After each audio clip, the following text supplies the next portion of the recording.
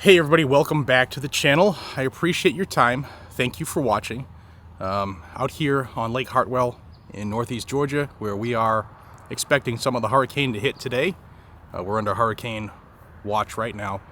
On that note, for those who asked and for those who wanted to help, I will be going down to Florida after this event here to help our friends at Blackout Coffee, my partners, my employees, to do anything I can to help the business out, to help the people out. I talked to John, the other owner, last night. His neighborhood is still under 4 feet of water, so unfortunately it looks like he has a total loss of everything. We did hear from all of our employees. Doc has gotten a hold of everybody. Everybody is good. Human life is okay. Property and you know, valuables and personal items can all be replaced. So to that note, I will be going down to help out in any way I can with John and Doc and everybody involved at Blackout. I packed for a 4-day trip here, so for those who do want to help, I'll have a link in this description and the pinned comment. It's my PayPal. If you want to help out, I'm going to be buying a lot of bottled water, a lot of like baby wipes, some toothpaste and toothbrushes, some non-perishable food items, so that I can get stuff down there like toilet paper. I mean, in a flood, paper's destroyed.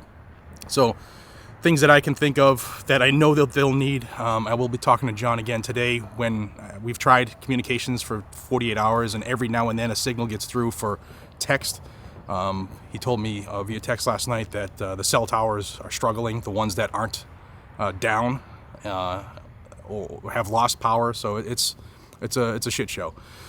So if you want to help out in any way, you don't have to. I'm not asking you to, but those who have volunteered to see how you could help, that's how I guess you could help. It'll get me down to Florida. I'm going to drive down because I don't think I can fly anywhere close to Fort Myers.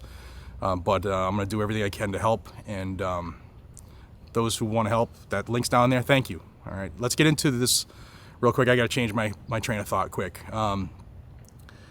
The ATF, in their infinite wisdom yesterday, sent out a letter to FFLs and to manufacturers to try to clarify what is a frame or receiver related to 80% lowers for AR-15s and the like.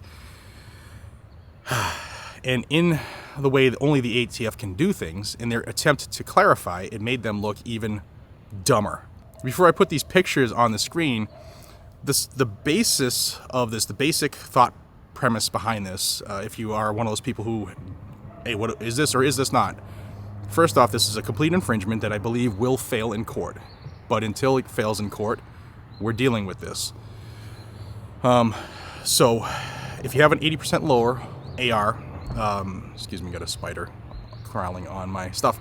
So an AR-15/M16 style lower, if there has been no milling or no like guide marks or dimple marks put on any section that would be connected to the trigger pocket, then it's not a firearm. So they call it the fire control cavity. Here's some pictures here on the screen. You can see here this one.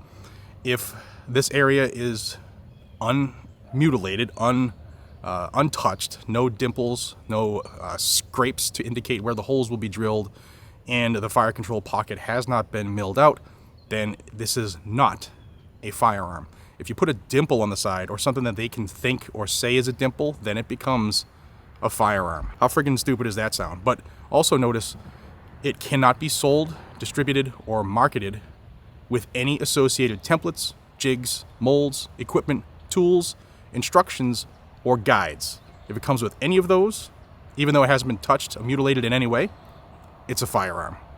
That's our ATF. That's the federal government. That's how dumb they are. Here you can see another view.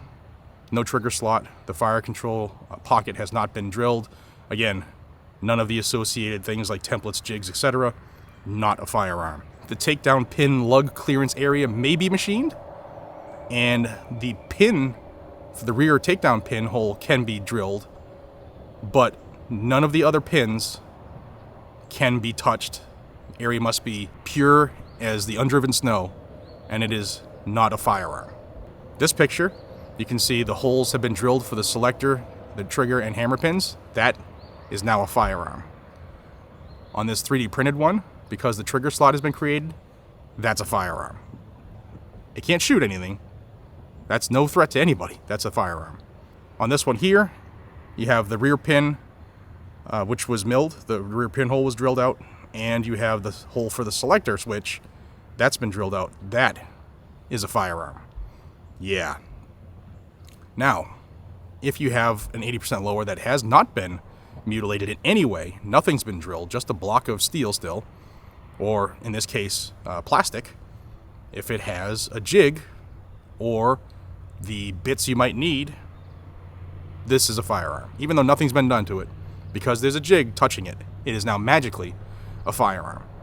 Same is true for metal lowers. Because this plastic jig is laying on top of it, it is magically now a firearm, and thus needs to be serialized and registered, in some states registered.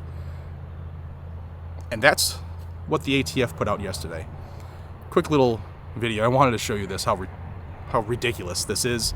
I'll have a link to this document down below. It was sent to me by a lot of you viewers. Thank you. Several of you I was able to respond to. In fact, the first person who sent it to me was like hot off the press. The link didn't work, so he followed up immediately with a PDF. Thank you. You know who you are. I'm not putting anybody's name out there for obvious reasons. But this is just clarification on the ATF's part of what they can consider a readily completed firearm, or a firearm that can be readily completed, or a firearm itself. So be careful, if you're walking down the hall and your significant other bumps into you, just if they brush against you, according to the ATF, she or might be pregnant now. Or if you rub against each other, you may have just absorbed into one person, because that's how ridiculous the ATF's thought process is here. You just touch something with a piece of plastic or a jig, or if it's near a drill bit, that becomes a firearm. Let me know what you think down below, and as more stuff comes out on this, I will keep you in the know. We got some stuff happening today in the courts. Quick follow-up on yesterday, the first video I did yesterday. I did 3. If you didn't see those, please check the channel regularly. The case in New York, the challenge to the CCIA, which was heard yesterday at 11 a.m. The judge, we waited until the end of the day, until 5 p.m. Eastern time. The judge did not issue his ruling. And word is from the people there involved, they told me that they believe maybe 2 to 3 days at most is when this ruling will come out, which I'm hoping means he's going to deem the CCIA in New York, the Concealed Carry Improvement Act, unconstitutional. He's pretty much said, same judge who said it is unconstitutional, but GOA lacked standing. Well, now GOA has standing. Let's see if he has the stones to do what needs to be done. All right, y'all. I'm going to go back in. I'm going to start seeing if I can extend my rental car, or if I can get a flight somewhere closer to the Fort Myers or Southern Florida area. Again, if you want to help out, you don't have to. I'm not asking you to. But if you want to help out with what's going to happen here going forward, my PayPal link is in the description. It's the only way you can think about doing this is through PayPal, even though I'm going to have to pay, I know I'm going to pay a cut and have to pay taxes on it. I know all that, but I'll do all that. Let me worry about that. And my friends need help. I also have a family member that we haven't heard from yet in the Daytona Beach area, so I might go there first to see if she needs help. If she's elderly, maybe she needs... We'll see. I don't know. I don't want to think too much about this. So if you want to help, links in the description. I love each and every single one of you. Thank you for watching my videos and allowing me to do what I do. Allowing me to be in a position to help others in a time of need. And I appreciate you all for it. So thank you. Till we see each other again, be safe, stay vigilant, carry a gun to keep you, your friends, your family, your community safe. And I don't have to tell the people who live here, but Lake Hartwell is phenomenally gorgeous. I just made that phrase up because it fits. This place is beautiful. I'll see you on the next one. Take care.